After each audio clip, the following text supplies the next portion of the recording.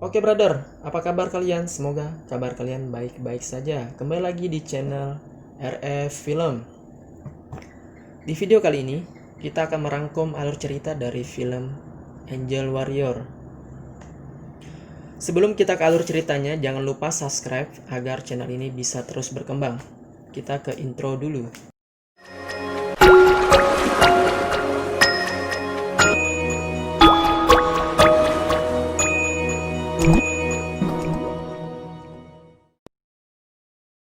Film ini bercerita tentang 5 orang wanita cantik dan seksi yang terlibat perburuan harta karun yang membawa mereka ke dalam hutan yang lebat.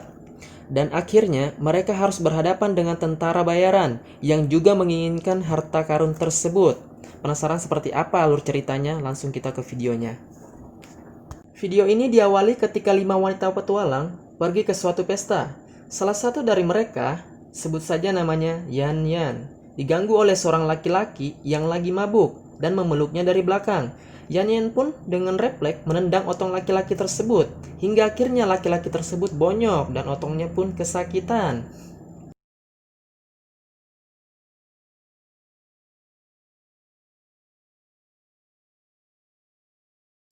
Teman dari laki-laki tadi mencoba melakukan perlawanan dan kali ini dihajar oleh Baeksu.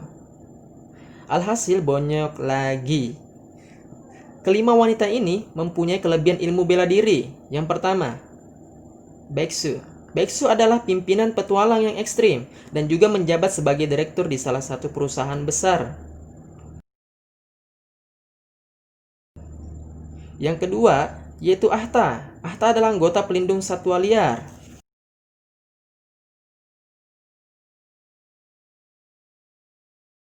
Yang ketiga, Yan Yan. Yan Yan adalah penari di bar yang mempunyai gairah yang besar. Sangat hebat dalam kungfu Cinanya.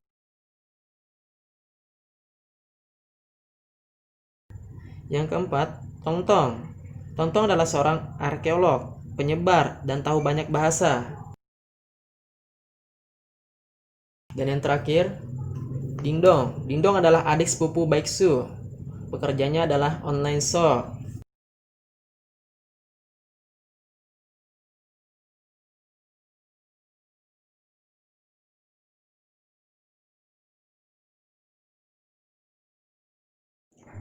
Setelah itu, mereka berkumpul dengan seorang laki-laki yang bernama Dennis. Dennis adalah seorang laki-laki tampan. Lalu Ahta bilang kalau mereka akan pergi ke suatu hutan yang mistis. Dan ternyata Dennis juga akan pergi ke sana. Keesokan harinya, mereka melakukan perjalanan ke hutan mistis tersebut.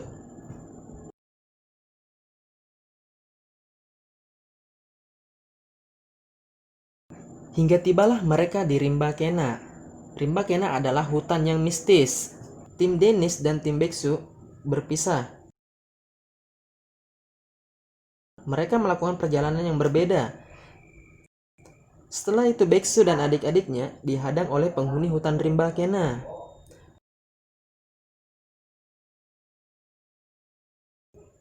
Dingdong pun pingsan setelah kena panah beracun. Lalu mereka meninggalkan Dingdong. Mereka lari terkocar-kacir.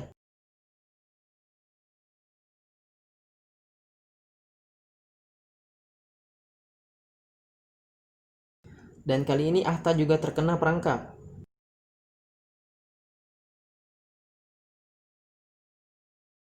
Tontong dan Yanyan juga berhasil ditangkap.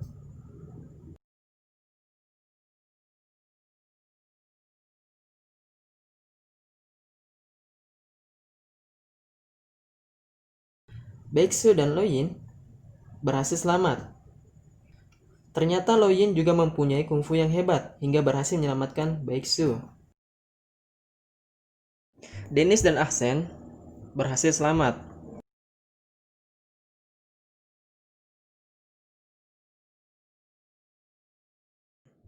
Terlihat dari pimpinan pasukan penghuni hutan Rimba Kena yang sangat mengerikan.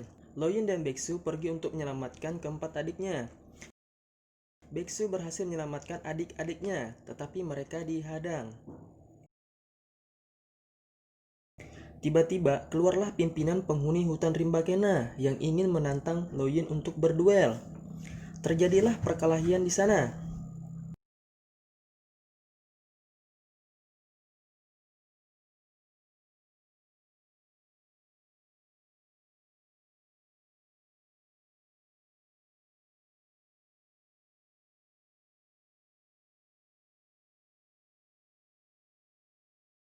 Dan perkelahian itu dihentikan oleh sang ratu penghuni hutan rimba Kena.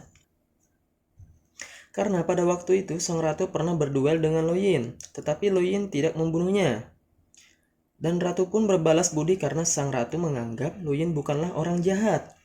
Setelah itu, suku penghuni hutan rimba Kena menyambut Loyin, Baeksu dan adik-adiknya dengan sebuah hiburan tarian dan menceritakan perjalanan suku harimau atau penghuni hutan rimba Kena. Dennis dan Asen tadi yang berhasil selamat, mereka kembali ke hutan dan membawa pasukan.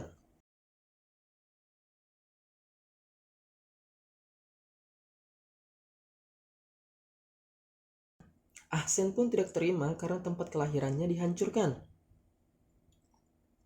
Di sini ternyata Dennis adalah seorang pengkhianat. Dennis pun menembak Ahsen. Apakah Ahsen mati atau masih hidup? Setelah ditembak, kita lanjut ke alur ceritanya. Di sana terjadi pertempuran hingga menghancurkan tempat tinggal suku harimau atau penghuni hutan rimba Kena. Baeksu dan adik-adiknya dan juga sang ratu suku harimau berhasil selamat dari pertempuran itu.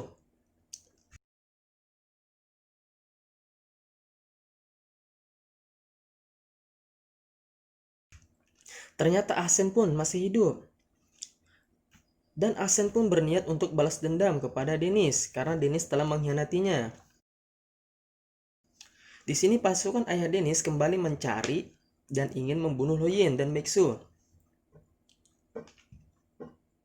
Tetapi Loyin di sini berhasil membunuh pasukan ayah Dennis.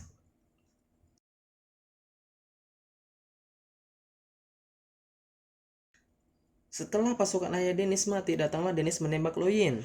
Baeksu pun membawa Loyin kabur. Loyin pun tak terselamatkan akibat luka tembak di tubuhnya, dan Loyin pun meninggoy. Baeksu dan keempat adiknya tidak bisa berbuat apa-apa. Melihat Loyin hanya bisa menangis. Baeksu dan keempat adiknya berencana untuk balas dendam. Mereka pun berlatih bela diri dan memanah.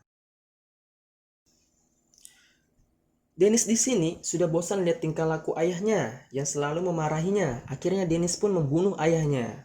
Kini Dennis menjadi penguasa karena ayahnya telah dia bunuh. Dan Dennis pun berhasil mendapatkan batu mutiara yang dia inginkan.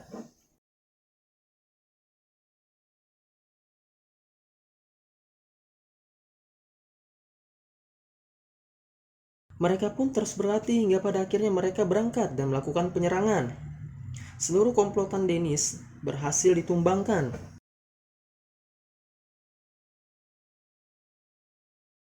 Dennis pun mencoba untuk kabur, tetapi Dennis berhasil dikejar. Dan Dennis pun di sini meninggoy setelah pesawatnya dihancurkan. Tamat.